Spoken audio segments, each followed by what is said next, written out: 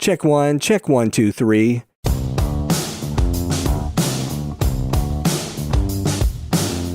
Hey everybody, it's Michael Helms, also known as Michael the Sound Guy, and this is the Location Sound Podcast. You know, each episode we talk with location sound mixers, boom ops, and other industry pros about the various aspects of recording sound on location, whether it's for feature and independent films, TV commercials, interviews, any time where dialogue from actors is recorded. I started my career in the recording studios in New York City with some of the big artists back in the day, and later on projects for networks like HBO, Sci-Fi Channel, and the Cartoon Network. As time went by, I got out of the studio and began working in production sound. Whether you're a seasoned veteran or just starting out, thanks for joining us. All right, my guest today is a location sound mixer who's worked on over 550 projects and over 20 feature films. He has a podcast and he has a YouTube channel where he educates sound recordists from around the world. Please welcome Matt Price. Hello, everyone. It's very nice to be on here. It's very, very good. Fantastic. Now, Matt, we always like to start off the show by asking what's in your audio kit.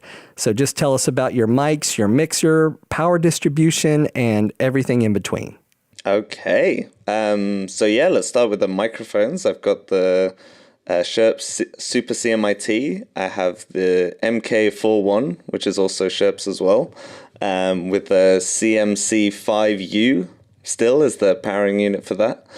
And those are kind of my two main mics. I have a couple of backup mics like the Deity S Mic 2, a 416, and some kind of more specific mics like boundary mics, which I think is Audio Technica, and then with a lot of names and numbers.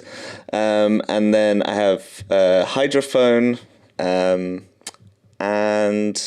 then I have Sanken COS-11s and DPA 4071s for actual lavalier microphones.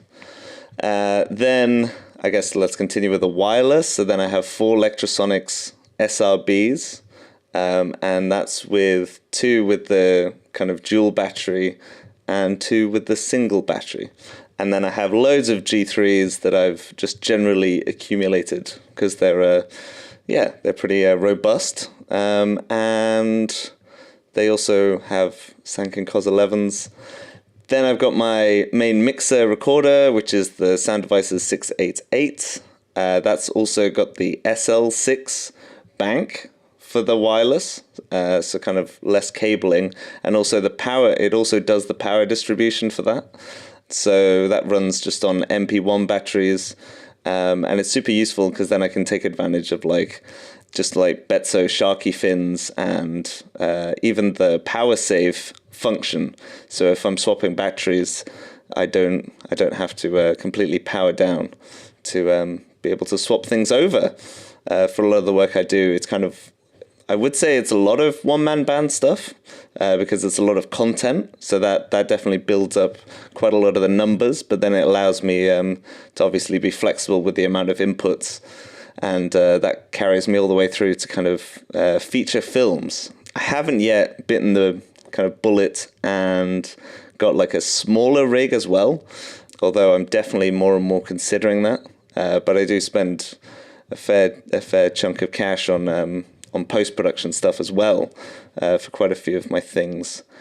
And then I have lots of other, I guess, like mounts and things like that as well in between. So if I've missed anything else out that's key, just let me know. Do you have timecode boxes that you prefer? Ooh, yes. So I've been fluttering back and forth between the Tentacle Sync E, but now more and more I'm using the timecode systems UltraSync 1s with the wave unit that comes with that, because that's just been quite robust in terms of being able to obviously just keep things synced all the time with a network effect. But ever since I obviously try to start helping Tentacle Sync with the Kickstarter campaign, back in the day, then obviously I've been fairly close to those guys as well. And I think what they were able to do was really interesting in kicking everyone else into gear in terms of making it smaller, making it last longer. And it didn't have to be this kind of like, because I had originally, like before them, I had one of those massive ACN locket boxes, and it just seemed like a kind of big amount for something that wasn't networked. So I flutter in between those two. Okay. Yeah, I have some of the original Tentacle Sync boxes, and they're great. They work really nice. They just do exactly what they kind of said on the tin. They just wanted something that was going to be the nice entryway for stuff, and it's nice to see them definitely get their recognition. It's like you get that kind of like Uber effect of instead of saying timecode, a few of the camera guys, they just know the name. So instead of saying a locket box, now they say tentacle. So that just kind of speaks to their success overall. Tell us a little bit about how you got started doing location sound, and what was it like in the early years? Oh, so my kind of road into all of this was actually fairly logical, but not in a kind of usual way. So I was making, so when did I go to uni? 2000. So 2008 is like the time that go to university. So in the UK, you do like A levels first to then get into a university or film school, as I did, but they're all kind of bundled up into one. It was kind of a university course with a kind of film school on the side. And I was actually just making YouTube videos. YouTube was like 2 years old. And I was making some, definitely very embarrassing and, just kind of animations and kind of stuff like that. On a really casual way. I wasn't massively pulled in any specific direction in life, I would say, at the moment. And so I had it was coming up to like 4 days or something before the deadline to like submit where you wanted to go for university. And so I thought, well, I'll be really practical. I'm kind of into film, but I don't know what my kind of results are going to be. So I'll just pick a film school, but I'll pick a practical degree level, which is like a foundation degree, to then go learn about film. So that was about, I think I had to get like 1E at A level, at 1A level to like get on this course.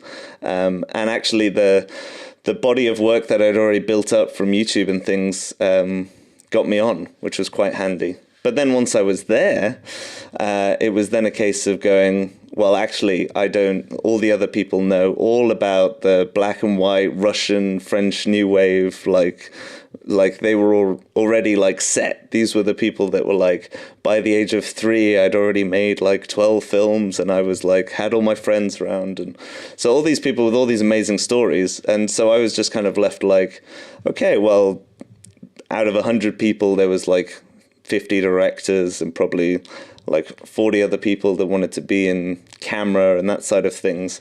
And then that's when I kind of found the sound department as the right balance, especially when it came to location, of being able to have creativity, but with a nice kind of technical boundary that kind of left it being more like a game, because the kind of end goal was always the same, to like complete the level, as it were, to continue the gaming analogy.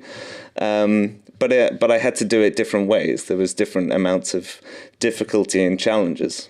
And so then I just decided, okay, within like a couple of months, I decided to do that. And then I said to myself, okay, well, if I'm going to make something of this, I'm going to have to do it a lot. So in my first year, I did the first years, the second years, the third years, and the masters, and then just repeated the process. So in the second year, I did the first years, the second years, the third years, the masters. I was doing as many things as possible, and I was just all focused on trying to learn as much as I could, because I'm a very kind of like do it kind of I guess once I do it myself, I kind of get an understanding for it. So then, funnily enough, I just decided to almost not do as much of the kind of technical theory of it, because I felt it was a bit like a theory in swimming, and I just decided to go swimming instead. And then by the time it was like my third year, I was like, okay, well, let me get some of this theory now, because I've been working, like figure out what I've been doing wrong. So, and that actually led to me doing all my other YouTube videos and stuff, because I was basically filling in all the theories that I should have really known beforehand, but with the actual practical experience, I could then better link the dots. So it's kind of, that basically gets me out of university and film school. And then I had the issue of, then making it work in the kind of real world. And at that time, as soon as I left uni, I actually followed a girl to Canada. So I basically saved up and just did normal jobs, worked in Amazon, packing boxes and like all the kind of horrible stuff to make hardly any money. I got there, and then the whole thing like fell apart. I don't think she realized that I would actually get to Canada, because that's kind of a big thing. So then I was stuck for like a month on my own, because I'd bought this ticket and I was like, okay, well, I've built all the way to this and it's come to absolutely nothing. Amazing. But then I took that, I then looked back at what I'd been able to achieve with saving up and going to Canada, and then combined that with my work ethic at film school. And then I came back, and within 2 weeks of applying relentlessly on Mandy.com, I actually got a low-budget feature-length film that I literally applied for it on a Thursday. They did a first interview on a Friday, a second interview on a Saturday, and they wanted me on board. And then I had to get my fee, like what little it was, up front to then buy gear to start working on Monday. And this was a film that was going from London to Turkey driving. So it was like a driving movie from London to Turkey. And from that, I then, just kept going. I met people at the other end in Turkey from the Turkish line producer, and I still work with some of them. And so it's just been like a mad tour ever since then. The first year and a half as well, because I wanted to focus on buying equipment. My mum was actually living in Dundee. So that's an hour and a half above Edinburgh, for people that know where Scotland is and the kind of geography. So she's an hour and a half above there.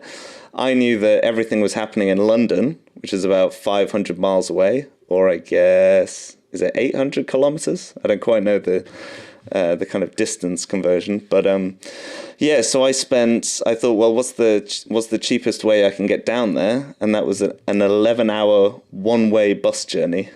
So I would basically set off, I would have a job, and I would hope, because the bus only got in at 7 a.m., that I could basically make it work for 7 a.m. And then I would basically set off on this bus at 8 p.m. the day before, ride it all night, get there at 7 a.m., do the like student short film or whatever it was starting out, using the leverage of, look, I've just traveled 500 miles. Can you like pay for my bus? And look, I have this gear. Can you give me some money for that as well?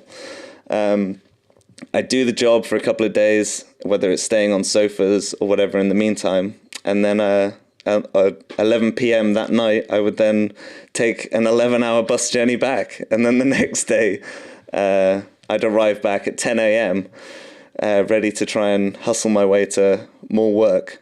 Or if I could stay on sofas, or a couple of times I just slept rough, which was, in hindsight, not a very clever thing to do. But so I did that for about a year and a half, which was insane, but allowed me all the leverage to basically buy enough gear to get the better jobs.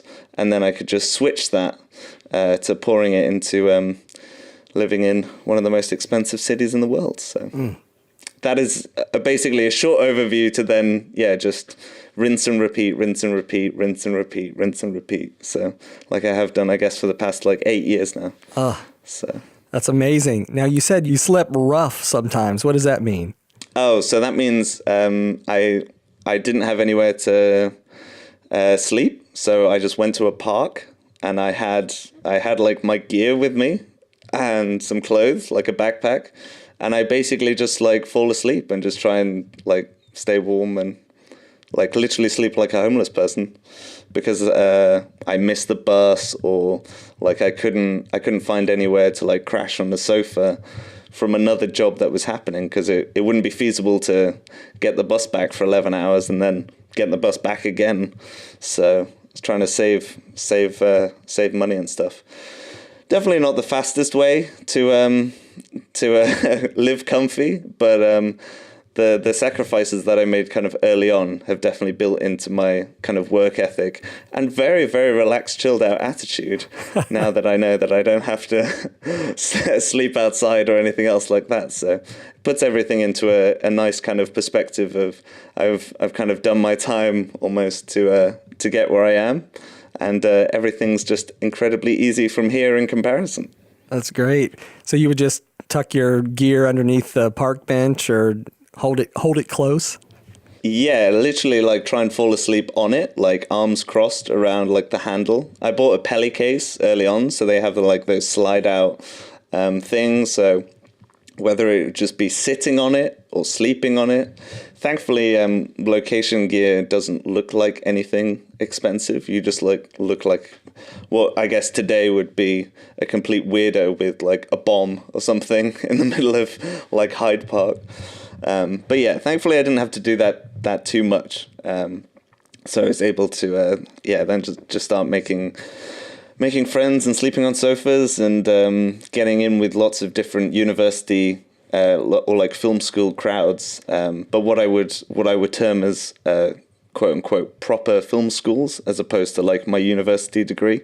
So then I built up networks for them to kind of build up the short films, and then all the time I was trying to hustle to get corporate videos, before all this creative content became so cool. Oh, nice. I saw on your website that you said knowledge is a commodity if you have Google, but experience and attitude are what you really need. So tell us a little bit more about that. So I think now it's just in our culture in general. If you just look at everyone talks about the computers and information as being the information age. And I think that's definitely true. I think Wikipedia proves that literally we try to write every single thing that we knew down and keep it updated. And so knowledge is like freely available, but context isn't really that freely available. And we see that with any sort of, I guess, I'm trying to think of another thing that's kind of similar, but the whole idea is that you already have established, I guess, facts or knowledge or kind of information that is kind of hard built in. But then you need to know in a certain situation the context to use that information to then be able to better apply it. So I think it's a case of anyone can pick up, for instance, a manual for the Sound Devices 688. They can read the manual, but if they've never recorded something before, that's where you still get all the questions of like, well, how is it meant to sound? Is it still meant to sound good? It's all that kind of extra stuff that's not in the manual that's going to make the biggest difference on your career. And that's just going to come from doing the work. But it's fairly easy, regardless of if you're buying courses from other sound mixers, or you're buying a university education, or you're buying a film school, or you're just buying the equipment and learning it.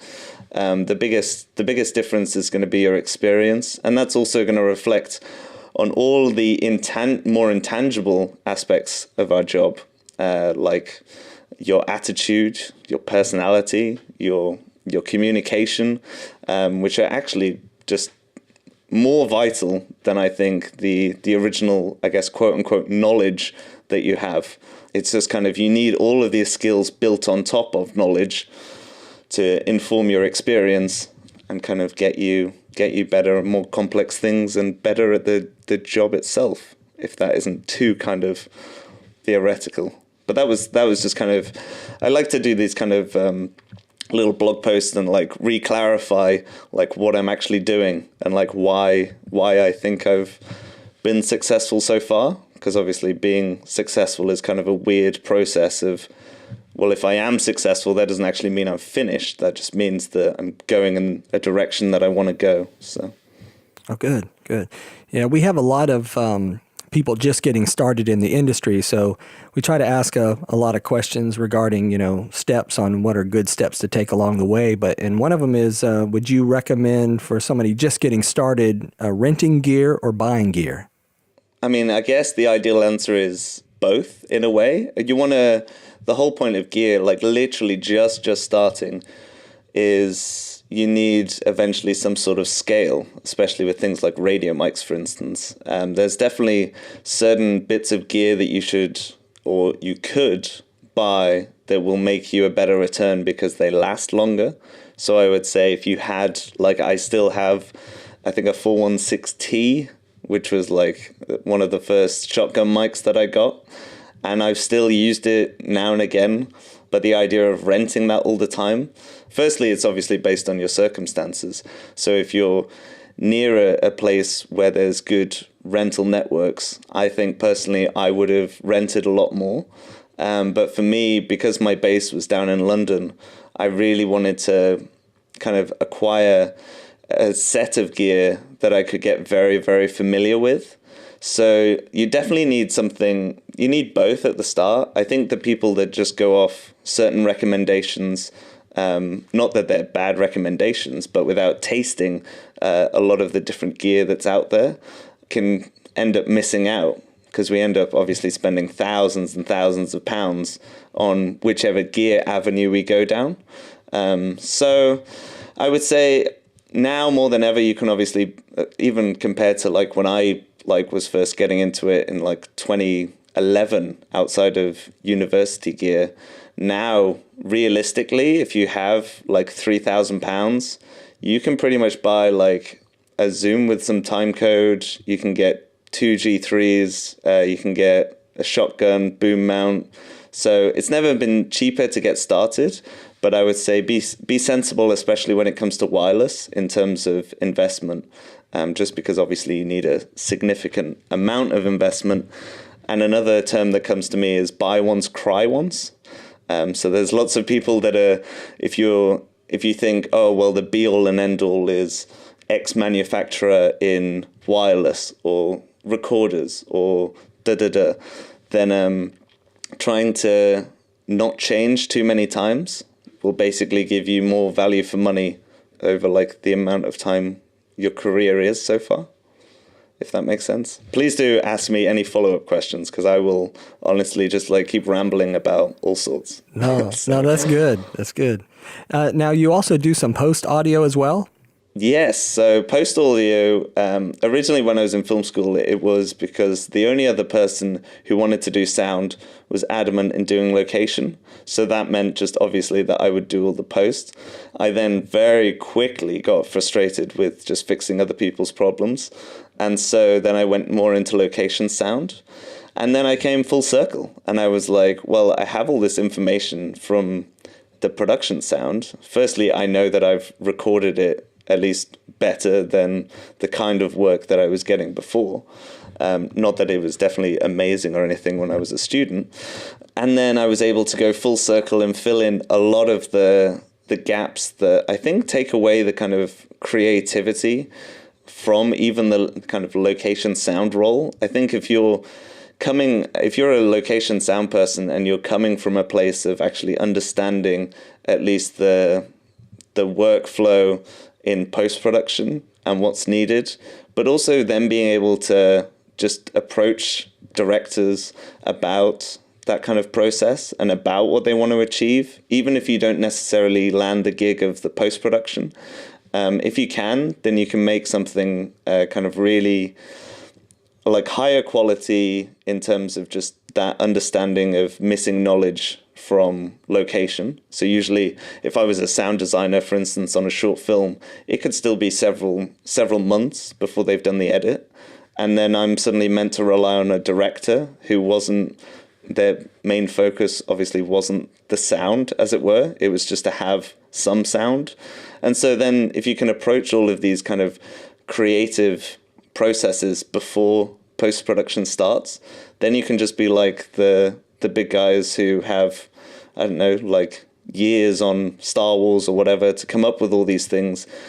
And it can also just speed up the amount of work you have to do as well, because the more you do on set, the less, I mean, in some regards, you have to do in post-production, or at least a better idea you have. So I've come full circle on most projects because it allows me to work faster, do higher quality work overall, and build a better relationship with those directors, because I'm not just seen as a kind of technician, but as someone who is part of the creative team, not just the guy that's meant to solve the fact that we didn't have 10,000 extras with some crowd Atmos track or like Waller track, but as someone who's like trying to approach and problem solve and actually be just more involved.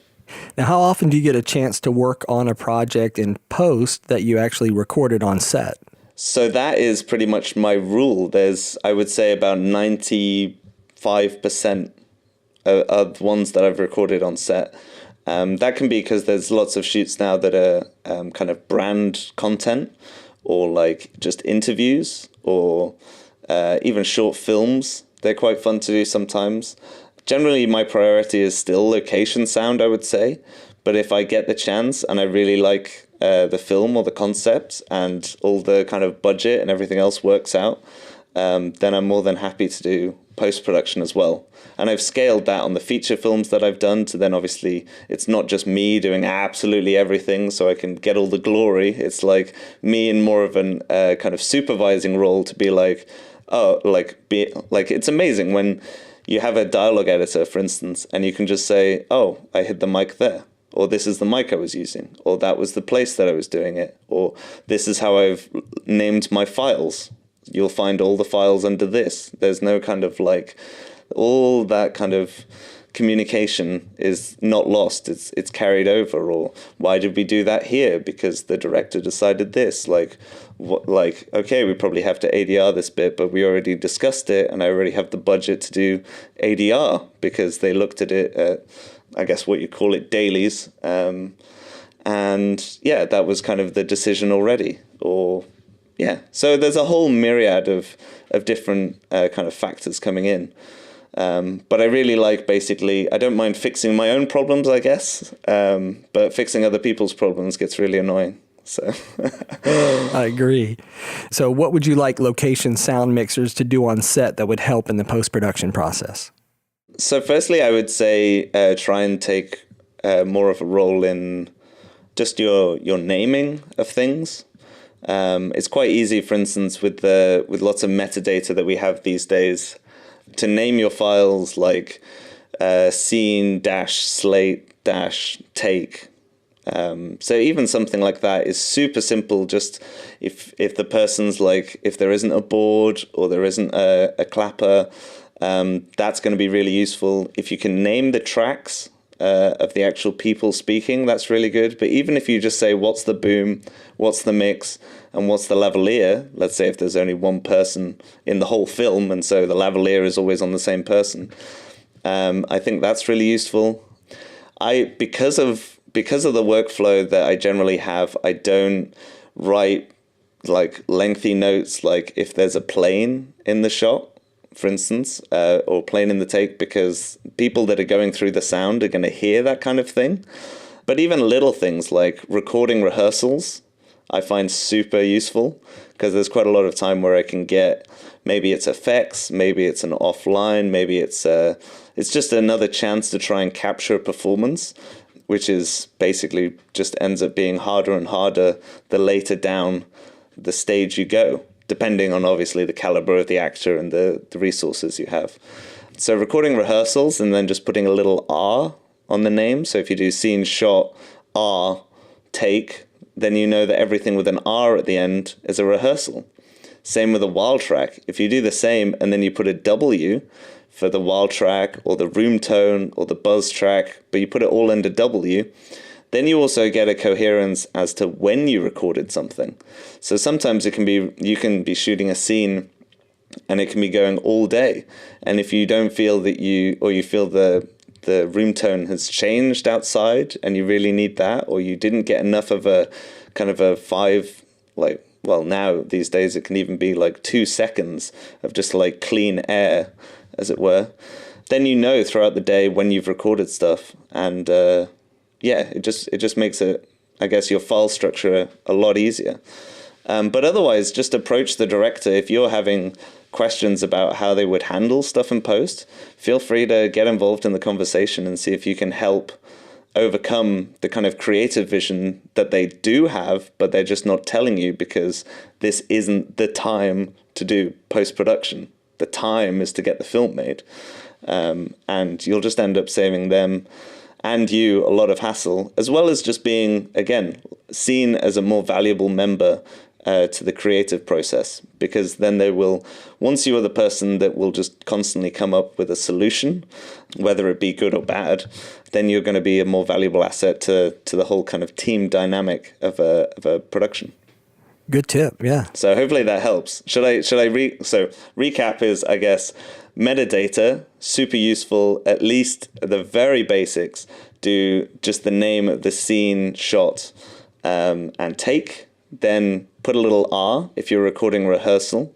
You can always save it as a false take if you have that feature on your recorder, but it just means that the editor's not going to sync that up. Same thing as if you add a W, then you can get the room tone, buzz tracks, extra lines, all the kind of stuff that you need. And then don't be afraid to get involved in the creative conversation up front, because if you're a person that's playing an active role in adding more production value by trying to always solve problems up front, then you are going to be a more valuable asset and have more leverage on the next project or recommendations, or the kind of network effects mean that your reputation or personal brand, I guess as it's known these days, is going to stick with you. So the more kind of involved you get, the more you have to do, but the more kind of exciting and fulfilling, I guess, your job will be, instead of just being that classic kind of like technician, show up, don't really say anything, record it, and then who knows what happens to it. Doesn't really matter until the next job. So the more involved you can get, I think the more people appreciate these days, because they're trying to squeeze as much production value in every single corner as they can. I agree. That's good stuff. Out of all the features that you've worked on, what was the most interesting one so far? I would say it's one that's coming out next year. I didn't get to do the post-production on it, but it's called I Love My Mum. And it was a really interesting one because the concept, firstly, it's a comedy, and it's the first comedy that I've done that's a feature-length level. And comedies are just great fun to do, because if they're really good comedies, then you're just laughing all the time. It's hilarious.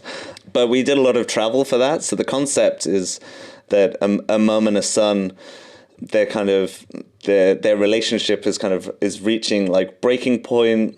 The mum does something, they snap, and then they basically he's driving her somewhere to like stay in a hotel or just like move out the house, and they end up crashing into a shipping container and end up in Morocco, and then they have to basically travel back to the UK together, and along the way lots of obviously mishaps and things like that happen.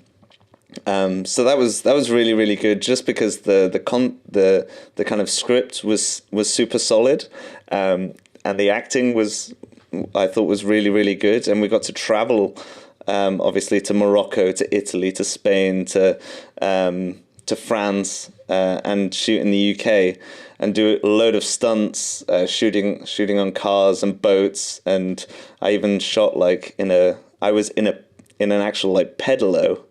And I like we were shooting like them talking in the middle of the ocean. And so, on this refugee boat, and there's just all sorts of like mad stories. But because the main cast is only 2 people, there was only, for most of it, especially in Morocco and things like that, we couldn't have like massive amounts of people. So it was just basically like five people in the crew. It was like script, it was director, it was DOP and first assistant, and then it was me. And so that was a kind of really hardcore kind of getting anything done no matter what, and certain time, and you're shooting in markets, and then there was just kind of a crazy amount of stuff going on. But the kind of production overall was just really, really fun to work with. Was there anything really challenging on set that you had to overcome regarding recording the sound? So because we were shooting in places like in the Pyrenees, which is like a mountain range in between Spain and France, I had to deal a lot with a lot of wind. There was a lot of car rigging involved because quite a lot of the time, obviously in this movie, they have to drive a lot. So it was all about finding the right kind of rigs for the car because I couldn't necessarily be in the car all the time. There was lots of kind of follow car action, and so I was trying to be able to monitor kind of performances that were going on in other cars, but then making sure I had the range, because obviously if it cut out, then we kind of lose the performance.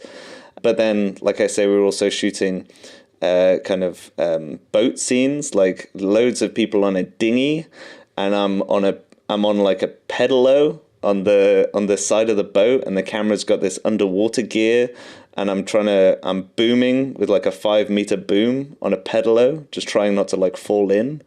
Or there's like recording a scene where we're walking through a Moroccan market, and obviously these people have never seen, or they probably have seen film gear, but it's not a usual thing. Just like if you're in any market where you are and you just suddenly see a film crew kind of walking through. So then I had to basically build like a more covert rig, and I basically had everything in a backpack, and I was using the Wingman app to monitor my levels. And I just had a Betso Sharkie fin just sticking out of my backpack, and I was monitoring what was going on, and it was a case of, okay, they're going to be talking around this level, so I'm going to almost set and forget, and I'm going to have to walk with them and make sure that I don't get out of range, but also don't get in the shot, and then also navigate where we're going to go, because it was quite a few things were done unscripted as well as variations of the scene. So I'd say the most difficult thing is always, again, just that one single goal of capturing that performance. But the performance came in many different kind of varieties, from them clambering up hills to massive wide shots to obviously get this amazing Pyrenees landscape. And so being able to radio mic and then have the range, but still have that sound quality without it. So hiding things in hats, hiding things in glasses, hiding like spare mics on dashboards. And then we had some stunt effects and yeah, there's like all sorts going on. So, but because it was a really small crew, I felt that I was kind of bringing my A game in terms of, just every single challenge that came up. I was like, okay, I'm going to go with it like this and see if it works. And yeah, it was just really, really intense, like 6 weeks. But you feel like you've worked out at the gym, It's that kind of like good, like worn out. So yeah, it was fun. That's great. No, it sounds intense, but like you said, a lot of fun. Yeah. And this is all down to like the size of the crew, right? So thankfully, because there isn't like 2 cameras or there isn't like 7 people in the camera department and then just me, everything was very balanced out. So every single department was basically stretched as far as it could, and in a kind of way of low budget, but not in a kind of sacrificial way of cutting corners. So we would take more time to do stuff, and we had those conversations of, if the performance didn't work or if this went wrong, then we have to do this, and so all the problem solving aspect was really good as well. Didn't always go the way necessarily everyone wanted at the time, but we were able to get lots and lots of really I think high quality stuff, and I think it'll be really good to see it on the screen next year. Actually, I think always your kind of last work is kind of your best, but there's always more stuff coming out. But that one really sticks in my mind. It's kind of it kind of echoes that kind of very first one I guess I went into in 2011. That one I got in like 4 days and had my gear, and it was literally like I'd suddenly strapped myself to a roller coaster, and it was very similar vibes of like, okay, and now we're filming here. What do I do? Okay, let me try this. Okay, well that definitely didn't work. Oh my God. And then, okay, well that worked really well actually. So I like the ones that are like creative challenge and just getting involved, getting stuck in. It's really good. Now, we always like to ask, what was your worst on-set experience?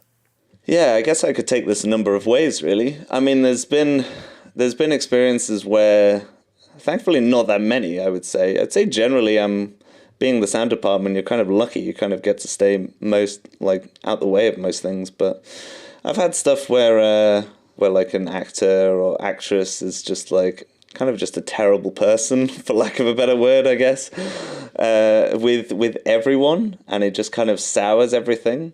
I've had all the usual things, actors like dropping mics in the toilet and like breaking cables, and just like those are like little infuriating things. But yeah, as long as you can build production, then it never really turned into anything like, oh my God, I've just lost like $2,000 literally down the toilet. So, so yeah, thankfully everything, yeah. Or maybe I've just suppressed it and just kept all the happy thoughts. I don't know. Yeah, a lot of people do that. That's good. We always like to be prepared when we go to an audio gig, but did you ever forget any equipment? Oh, yes, I have. I think I haven't. So I'd say like batteries used to be a kind of Achilles heel of mine for some reason. Like I'd bring just enough to like be able to run my wireless or something for like 5 hours, and we were like there for like 8 hours or 10 hours. So I'd arrive there and be like, oh my God, I'm only good for like 2 hours. I need to be able to source this problem. I can't believe that I've forgotten like one of the MP1s, for instance.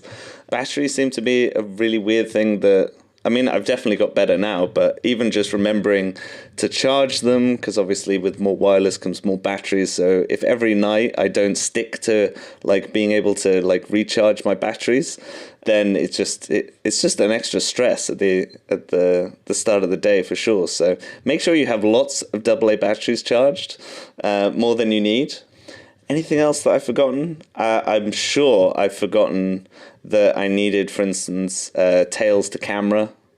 Because quite a lot of gigs, like if I'm just doing recordist work, I kind of obviously just completely forget about actually plugging into a camera. So there's been times where I've had to just do it through one XLR. So yeah, I'd say like XLR cables and batteries seem to be like a weird thing that I've had. But thankfully, I haven't had anything too kind of like gear threatening. I've had my like mixer freeze on me before and get that kind of white screen of death. So that was an interesting call to Berlin to figure out that the first time. But once you figure it out once, then it's all good. So so yeah, I'd say cables, batteries, and kind of all those kind of little accessories that you don't think, like a BNC barrel. It's like sometimes you just really need those things. You have like 200 of them at home, but now you really need one because someone, yeah. So I would say, yeah, definitely copies of everything and spare microphones as well for obviously when the actors decide to rip them out the plug. I got one question from a guy. Tate Asher Baltzley asked a little bit. He wanted to know a little bit more about using the proper antenna type for antenna distribution and, I don't know if there's a easy, quick way to talk about that, but just getting started with a little antenna setup. Okay. So yeah, for me, it was always a thing until I had the SL6. I didn't really get my head around the whole antenna thing. But essentially, the whip antennas are going to give you shorter range than like a powered fin antenna, as it's called, which is like they got all the prongs and stuff like that. I would say it's more useful when you get more cart work, and you're like a mixer and you're running wireless fairly far away.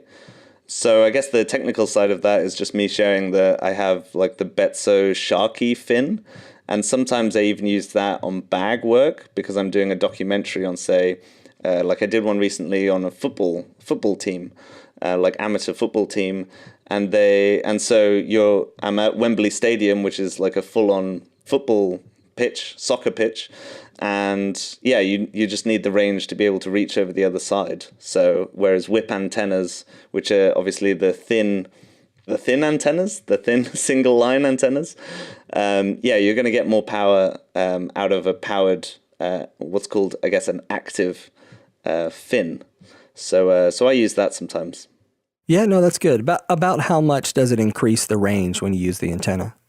So I actually did a video on this, I believe.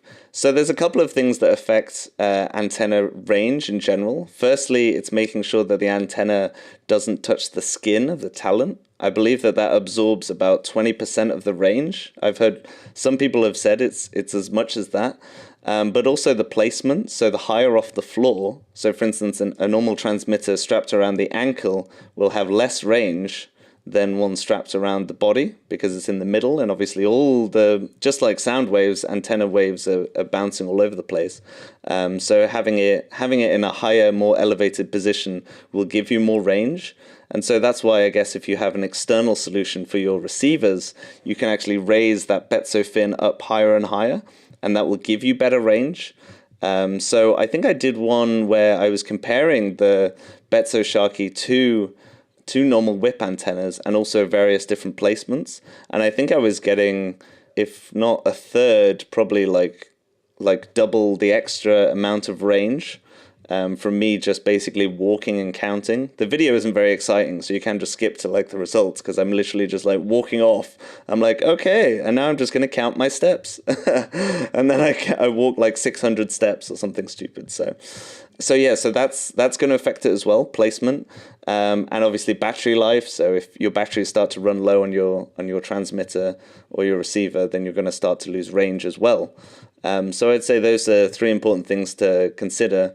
But whip antennas are fine sometimes, and also just making sure that you're doing frequency scans or trying to coordinate with people if there's other people in that area. It's always just a good thing to do to make sure you're not stomping on anyone else. Because I've done quite a few like live events and red carpets, and it's just an absolute, never seen the scans so full. All right, so for some of our listeners getting started, do you have any freelance tips?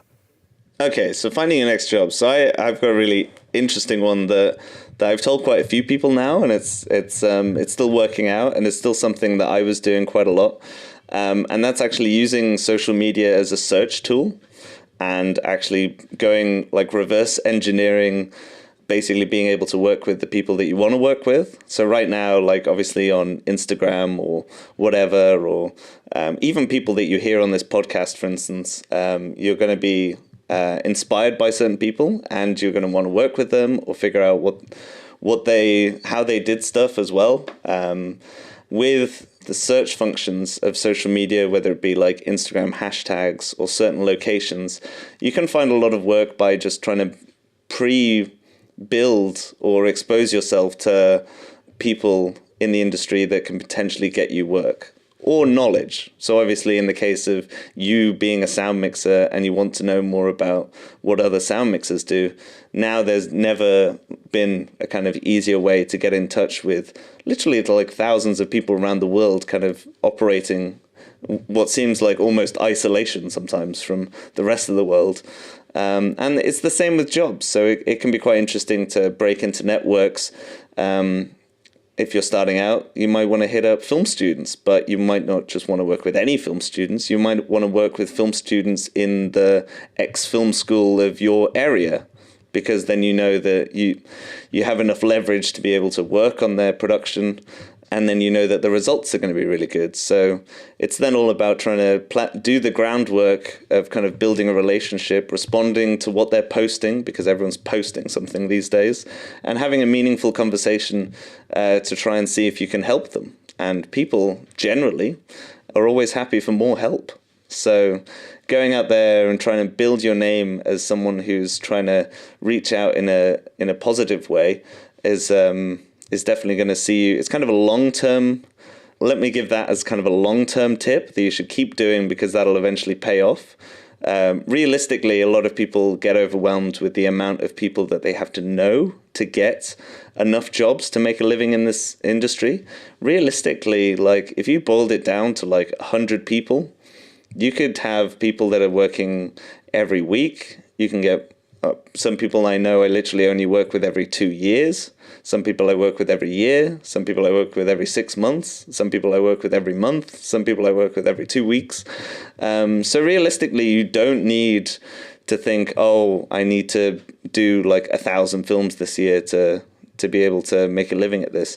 Realistically, you have to go, okay, if I had to work with 100 people, what are the best people to know? I need to know some camera people that work with various different directors. I need to know a director that's working a lot or doing the type of work that I want to do. So I would say that's a long-term tip. And then I would say a super short-term, like practical tactic is your cover letter. So there's lots of people that like reach out to me, obviously because I'm just writing about what I'm doing. And they write wanting to be a trainee or just work with me, but they give me these very long-winded things, which which basically it's their cover letter, let's call it, or their approach or introduction is along the lines of, hello, I'm Matt, I'm into sound, I really like sound, I like sound because I went to this university, and it's all about them. And I would say that if you want to have a really interesting tactic, it's to flip it round and try and give the bare kind of statistics about yourself. So like, how many things have you done? Have you done anything that's relevant like that? But keep it all about them. Try and give them as much value in your cover letter up front, because they can always go and read your website. So I guess have a website and then make your cover letter super short. So when I was applying, for instance, to that feature film that I got from London to Turkey, I was applying to literally every single job that came up. But my cover letter went along the lines of, hey, I'm Matt.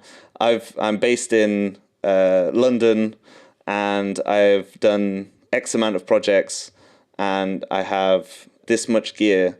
You can find out more at my website here. I was really interested about you saying X on the job description. I've done something like that before. Are you doing it this way or this way? Because then you're giving a person an opportunity to start a conversation. You've got to realize and flip it around the other way, that if, for instance, someone is posting on a job site for a sound recordist, that they don't have a network. They don't have a network of sound recordists. And so what they're going to get is inundated with various levels of people that are approaching them to do their project. So being first, having that short cover letter that's also just relevant to them, makes it a lot less work for them. I kind of feel, I mean, I obviously still get back to and meet people for coffee and stuff like that, but it's really hard to, if you open an email and it starts with, can you help me instead of can I help you? It's really hard to kind of be like, I know what this email is going to say. It's like 7 paragraphs and it's massive, especially on my phone. I'm going to be like swiping for ages. And it's like, I understand that you're a sound recordist and you love sound, and that's why you're a sound recordist, because you always did sound and sounded.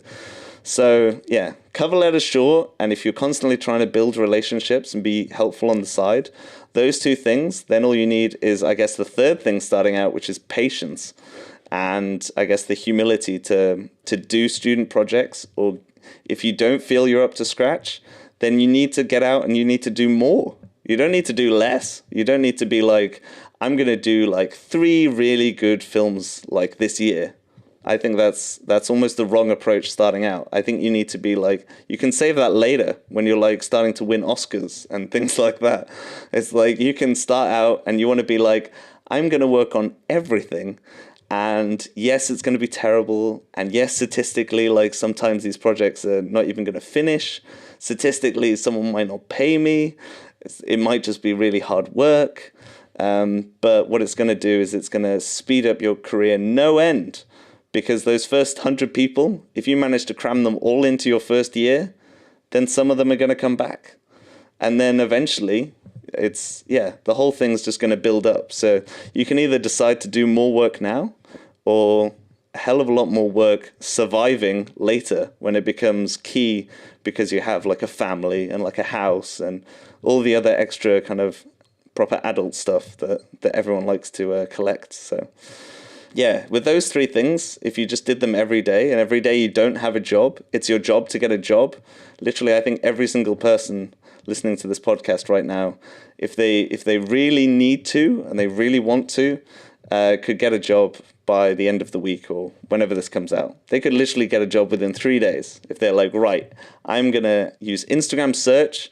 I know that there's a studio that shoots down the road, and I'm going to know every single person in that studio.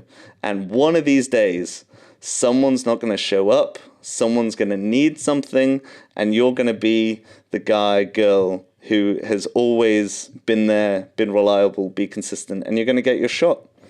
But with social media, that's going to ripple not just for one person, but potentially everyone on the internet, which is a pretty crazy thought now that there's 2 billion of us on Facebook.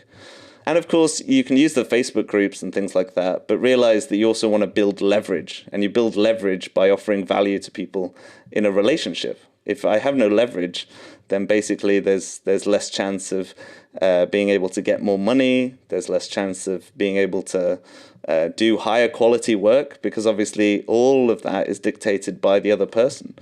There's kind of nothing better than being able to say no to what you know is going to be a terrible project. Because if you need the money, you're kind of like, well, okay, I'm going to use this as a learning experience, but this is going to be terrible, and I'm just going to have to suck it up. But eventually when you get to that point of being able to say, no, I'm sorry, this isn't right for me, then you have more leverage, you have more self-worth, you get more confident, and again, rinse and repeat, and you've got to do the work, because all the people that are trying to pay £200 million or whatever it is to go to film school these days and just slot into the industry, they still have to do the work. The work. Yes. So, Matt, as we kind of wrap things up, do you have any final words of wisdom to share with, say, someone that's just getting started in the industry? I'd kind of say it's everything that we've talked about so far. I guess what we've covered so far is the career that I've had is now seemingly rather easy, because I've basically gone through a lot of stuff, and you can look at it in isolation and be like, oh my God, well, I'm not taking like 11-hour bus rides to get to my job, let alone for a year and a half. And so I would say that you've got to decide if you really want it. I would say don't worry so much about perfection in a way starting out. I would say, is everything you do going to sound amazing? Maybe. And if so, well, that's good. But if it isn't, it's also not that bad. I would say experience is going to be the defining factor, even if because you can always rent a Kantar, for instance, if you need to. Like, there's always going to be, the experience is going to dictate everything. And if you're going with an attitude and a ridiculous work ethic of, I'm going to make it to X, Y, and Z, now with the internet, with listening to this podcast, with being able to use Google, so we forget all these basic things in terms of taking them for granted. And it has never been easier to, I would just say, I guess, encouragement. Like, it's never been easier to start. It's never been easier to have work, because now with branded content, there is a ridiculous amount of work. The amount of cameras that like Alexas and stuff that shoot sideways for Instagram, it's like unreal. People, I'm sure some people are turning in their grave, but it's some form of progress, I guess. And I would say don't fret too much about the gear. I would say, looking back at it, is there one microphone for everyone? No. Is there one recorder for everyone in every workflow? No. I would say whatever you get used to. I've been really good and tried not to buy any more wireless. I'm trying to decide if I'm going for a different brand or a different kind of setup. And I've realized that when you reach that 95%, it costs you a heck of a lot more to get that extra 5% than it does get to the 95%. So you can now get up to a pretty good level of gear without needing to spend £10 million. And then if you're clever with renting gear and not overstretching yourself and not getting into crazy unnecessary debt, by again doing the work, then do that. And maybe just a sideline on freelancing, because I know that some people, for instance, won't necessarily have the luxury to be able to, they have to have like a job to then live in the city, to then try and do projects on the side. I would say that there's going to come a point of figuring out and realizing who you are, in terms of, are you the person that can survive and do really well and likes to chase the jobs and meet the people and have all the glory of doing all the work on your own? Or is it better that you try and work with someone and you just want to be a boom operator? And so then it's a different tactic of just knowing sound mixers and getting all into that. Or there's no kind of one set thing anymore. I think the very traditional kind of almost like pyramid-like shape of you just basically the person above you has more gear, and so you basically make friends with them, and then they will eventually give you some work once they trust you, or they will move on and do different things and retire, and you'll get all their gear, and it'll be like some crazy like time of your life is kind of over. There's kind of, you can slot in anywhere on this rank now, rightly or wrongly. Definitely make sure that you're ready wherever you're trying to slot yourself in before you go trying to be the director of Skywalker Sound. But yeah, there's never been more opportunity, and so figure out your excuses of why you're not getting more work, and then just act on it, because it's your job when you're not in a job to get a job, and then that job will end, but the relationships will be forever. Wow.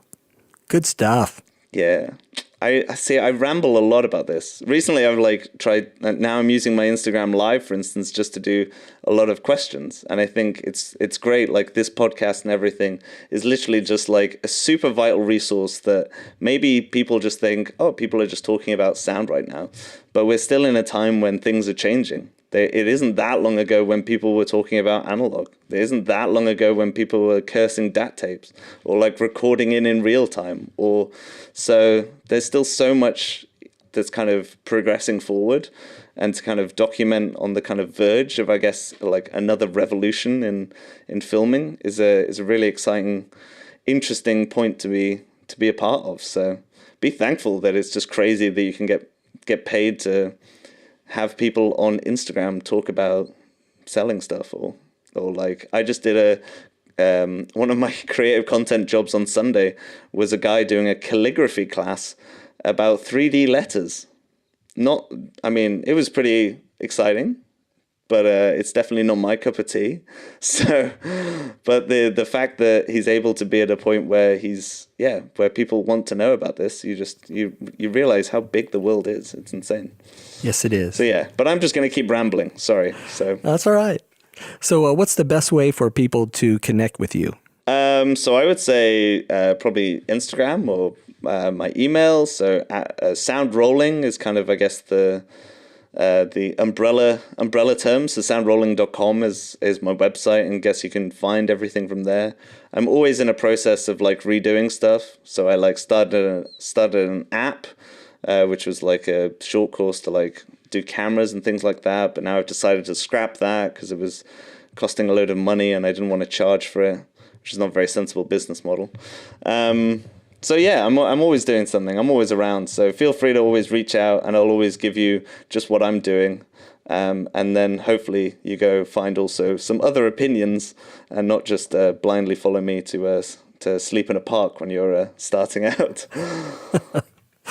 Well, Matt Price, I want to say thanks for being on the show today. This has been a lot of fun. Thank you very much for having me on board. It's always really good to especially find other peers and listen to more people and compare on all the different stories and find where you fit in. This is a really, really great resource, and thank you for having me on board. I appreciate it. And check out soundrolling.com and check him out on Matt Price on YouTube. And I got some great content out there. And a big thanks to all of our listeners out there. If you'd like us to discuss a particular topic, please send us an email at locationsoundpodcast@gmail.com. We would love for you to subscribe and leave us a comment. We're available on Apple Podcast, and for Android users, check out Google Podcast. Also, we're on Stitcher, Spotify, TuneIn Radio, and on your favorite podcast app. Until next time, remember, sound is half the picture.